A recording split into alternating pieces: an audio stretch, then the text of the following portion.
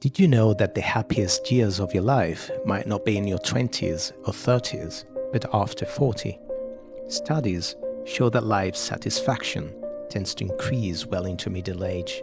Yet, society still tells us that turning 40 is the beginning of the end. But what if I told you that Carl Jung, one of the greatest psychologists of all time, saw this as just the beginning of a whole new life? We live in a world obsessed with youth. People dread their 40th birthday like it's some kind of expiration date. But Jung had a completely different perspective. He believed that life is divided into two halves. The first is about ego, ambition, and fitting into society, while the second, starting around 40, is about authenticity, meaning, and true self-discovery.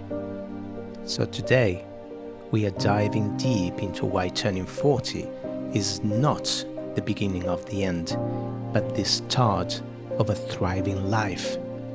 And by the end, we'll leave you with a question that might just change how you see yourself. But first, let's talk about the elephant in the room, the stigma around turning 40. Society tells us that by this age, we should already have everything figured out: career, family, financial stability.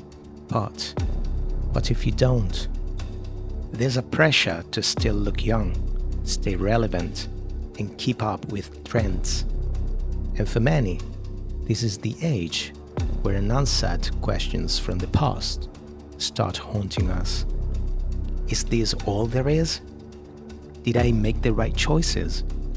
Who am I beyond my job, my family roles, or my past mistakes? Sounds familiar? Well, Jung would say this is completely normal. Jung believed that turning 40 is the gateway to individuation, the process of integrating all the different parts of ourselves to become our true, whole selves. Here's why this age is actually a gift: more confidence and authenticity. By 40, you stop caring so much about what others think. Jung believed that people in their late years are more likely to embrace their true nature rather than living just to please others. Wisdom over youthful impulses. In our 20s, we chase external validation. By 40, we start seeking internal fulfillment. The shadow work.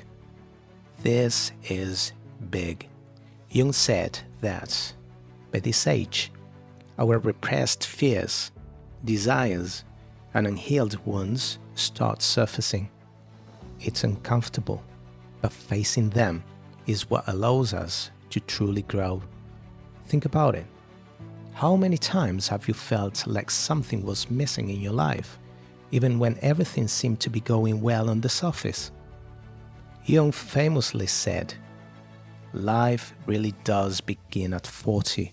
Up until then, you are just doing research." And he was right. Many of history's greatest achievers hit their peak at 40 and beyond. Jeff Bezos started Amazon at 31. But it didn't explode until his 40s.